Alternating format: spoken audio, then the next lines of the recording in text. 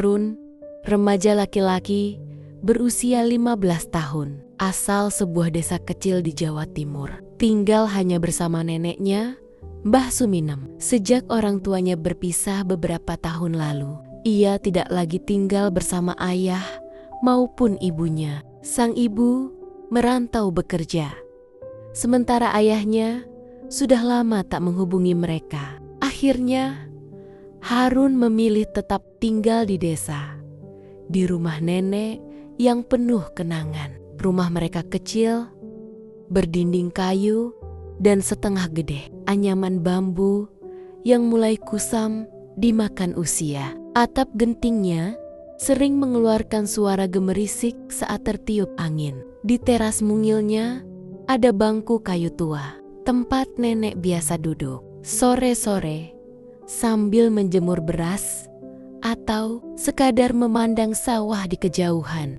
Lingkungan di sekeliling rumah terasa hijau dan menenteramkan. Ada kebun singkong di samping rumah, pohon jambu merah yang selalu menjadi tempat Harun memanjat ketika kecil, serta jalan tanah kecil di depan rumah yang hanya cukup dilewati motor pada pagi hari.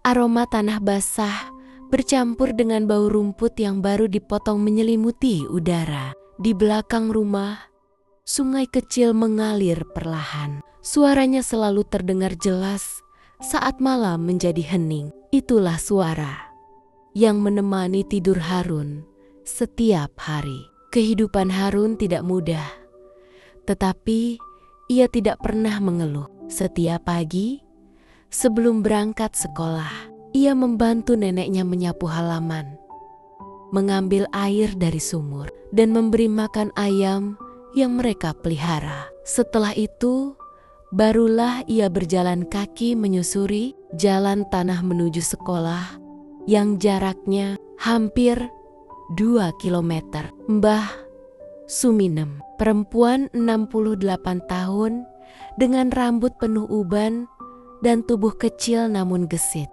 biasanya menghabiskan pagi di dapur kecil mereka. Dapur itu masih menggunakan tungku kayu. Bau asap selalu menyelimuti ruangan, membuat langit-langitnya menghitam. Namun bagi Harun, itu adalah aroma rumah yang paling ia kenal. Aroma kasih sayang nenek yang memasak apapun yang mereka punya. Kadang hanya nasi jagung dan tahu goreng, kadang sekadar singkong rebus. Tapi semuanya terasa nikmat karena dibuat dengan hati. Di sore hari, Harun sering membantu neneknya membersihkan kebun belakang atau memotong rumput liar yang tumbuh cepat setelah hujan. Ketika lelah, mereka duduk di teras sambil menikmati angin desa yang sejuk. "Rumah kita memang kecil, Nduk," kata nenek suatu sore, "tapi di sini hati bisa istirahat." Harun hanya tersenyum menatap pepohonan yang berayun pelan diterpa angin. Desa tempat Harun tinggal termasuk desa yang rukun. Tetangga saling mengenal dan saling membantu. Di jalanan, anak-anak bermain layangan dan sepak bola. Di sawah, para petani bekerja sambil bercanda. Di warung kecil depan gang, suara radio dangdut lawas tidak pernah berhenti. Bila pagi tiba, matahari muncul dari balik bukit kecil di timur desa, membuat kabut tipis tampak seperti selimut yang digulung perlahan. Ayam berkokok bersahutan. Motor-motor tua melintas membawa sayuran ke pasar. Semua berjalan dalam ritme yang damai. Di lingkungan seperti inilah Harun tumbuh hijau, tenang, dan penuh ketabahan. Kalau hati sedang berat, jalan-jalanlah ke kebun, pesan neneknya. Alam itu penyembuh yang sabar. Petuah itu yang membuat Harun selalu kuat, meski hidup tanpa kedua orang tuanya.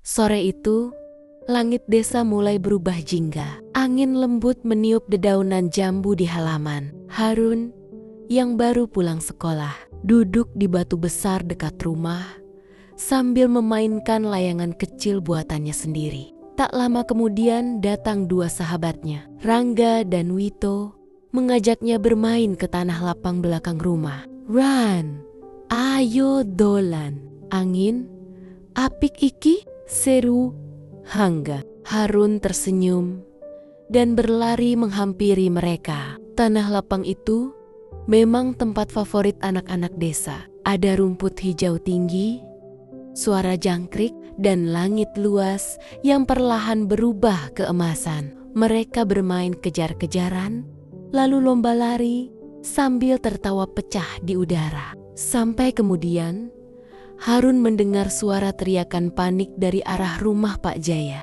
tetangga mereka. "Loh, kambingku lepas, Cak!" teriak Pak Jaya. Laki-laki paruh baya berpeci dan berkumis tebal sambil berlari kecil. Seekor kambing putih besar berlari menyeberang jalan tanah hampir menuju sawah. Harun refleks berdiri. "Wah, iku kabur, Ran!" Rangga berseru. Tanpa pikir panjang, Harun langsung berlari mengejar kambing itu. Napasnya memburu, kaki-kakinya menyibak rumput liar. Kambing itu berlari cepat, meloncat melewati parit kecil. Harun tak menyerah. Ia memotong jalan dari samping, mengingat jalur kebiasaan kambing desa. Setelah beberapa menit berlari, Harun berhasil mendekat. Ia meraih tali di leher kambing itu, dan dapat ia menarik napas panjang sambil tertawa kecil. Kambing itu kini tenang, seolah tahu ia sudah kalah. Tak lama, Pak Jaya datang tergopoh-gopoh. "Alhamdulillah, Ran. Makasih nak, kalau hilang bisa bingung aku." Harun mengangguk sambil tersenyum. "Pak, untungnya cepat ketemu." Pak Jaya menepuk bahu Harun dengan penuh syukur. "Ini buat kamu gak seberapa, tapi anggap aja sebagai terima kasih."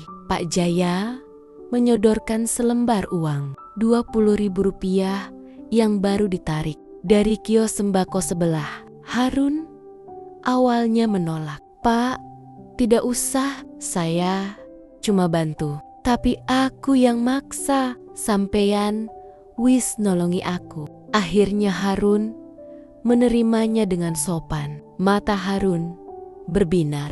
Uang itu cukup besar untuk ukuran anak seusianya. Ia pulang terburu-buru ke rumah. Sesampainya di dapur kecil, ia melihat neneknya, Mbah Suminem, sedang memilah sayur kangkung hasil menanam sendiri. Rumah itu temaram, hanya diterangi lampu bohlam kecil. "Nek," Harun menyerahkan uang itu sambil tersenyum malu. Ini Harun dapat upah dari Pak Jaya. "Kambingnya lepas tadi." Neneknya tertegun, kemudian tersenyum bangga. "Alhamdulillah, nak, rezeki sore-sore begini." Harun mengangguk kecil. "Nek, uang ini buat beli beras sama gula, ya, biar besok nenek gak bingung lagi." Air mata Mbah Suminem menggenang. Ia mengelus kepala Harun pelan. "Harun, iki pancen anak sing gemati. Gusti pasti bales kebaikanmu, Le." Harun hanya menunduk, tersipu. Tidak lama kemudian, Harun berjalan ke warung Bu Siti dengan membawa uang tadi. Ia membeli 1 kilogram beras, gula setengah kilo, sebungkus mie, garam. Ketika pulang, neneknya menatapnya seperti melihat cucu paling berharga di dunia. Mereka makan sore lebih awal. Beras baru dimasak, wangi nasi memenuhi dapur bambu. Angin sore masuk dari jendela kecil, membawa suara ayam pulang kandang. Di meja kayu sederhana itu, Harun dan neneknya makan dengan lebih tenang dari biasanya. Mereka tidak kaya, mereka tetap hidup sederhana. Tapi sore itu kebahagiaan terasa lebih hangat berkat kambing yang lepas dan cucu kecil yang berhati besar. Hari-hari berikutnya berjalan dengan cara yang tak pernah Harun bayangkan. Sejak kejadian kambing lepas itu, tetangga-tetangga mulai mengenalnya. Bukan sebagai anak miskin yang tinggal dengan nenek, tetapi sebagai Harun yang ringan tangan dan selalu siap membantu. Jika ada yang membutuhkan bantuan angkut barang, Harun datang. Jika ada ibu-ibu yang pulang dari pasar membawa belanjaan berat, Harun sigap membantu. Walaupun tubuhnya kecil dan baju-bajunya lusuh, senyumnya selalu membuat orang merasa dihargai. Nenek pun sering duduk di teras pada sore hari, memandang cucunya dari jauh dengan mata penuh bangga. Ora opo-opo urip kere, le sing penting ati sugih. Dan benar, hati Harun selalu terasa lapang. Sore itu, langit desa berwarna emas lembut. Burung-burung kembali ke sarang. Harun membantu Pak Giman memotong bambu di halaman. Udara hangat, bau rumput basah menenangkan. Tiba-tiba, dari ujung jalan, tampak sebuah mobil hitam sederhana berhenti perlahan. Warga desa memperhatikannya karena jarang sekali ada. Mobil masuk hingga ke gang kecil itu. Seorang pria keluar, berkemeja rapi, membawa map coklat. Wajahnya tegas, namun ramah. Ia mendekati Harun. "Permisi, kamu Harun?" Harun menelan ludah, bingung. Iya Pak, saya Harun." Pria itu tersenyum-senyum yang entah kenapa membuat Harun merasa gugup. "Saya sudah mencari rumahmu. Ada sesuatu yang perlu kamu tahu tentang keluargamu." Warga desa langsung saling menatap. Pak Giman berhenti memotong bambu. Nenek yang duduk di teras mematung. Harun merasakan jantungnya berdetak keras. Sementara angin sore pelan-pelan berhenti seolah menunggu jawaban. Pria itu melanjutkan dengan suara pelan namun serius. "Ini tentang masa depanmu Harun, dan tentang seseorang yang sudah lama mencarimu." Sampai di sini, semua terdiam. Nenek menunduk, seolah menyimpan rahasia yang selama ini terpendam. Harun menatap pria itu dengan mata membesar, campur aduk antara takut, penasaran, dan harapan yang tak bisa ia jelaskan. Lalu pria itu berkata, "Ikut saya sebentar." Penjelasannya tidak bisa dilakukan di sini. Harun menelan ludah. Ia menatap nenek. Nenek mengangguk perlahan dengan tatapan yang sulit diterjemahkan. Antara takut kehilangan dan bangga sedalam-dalamnya. Harun melangkah pelan ke arah pria itu. Pintu mobil terbuka dan cerita hari itu berakhir di sana dengan satu pertanyaan besar yang menggantung di udara desa yang tiba-tiba terasa sangat sunyi. Siapa sebenarnya yang sedang mencarinya? Dan apa yang akan terjadi pada Harun selanjutnya?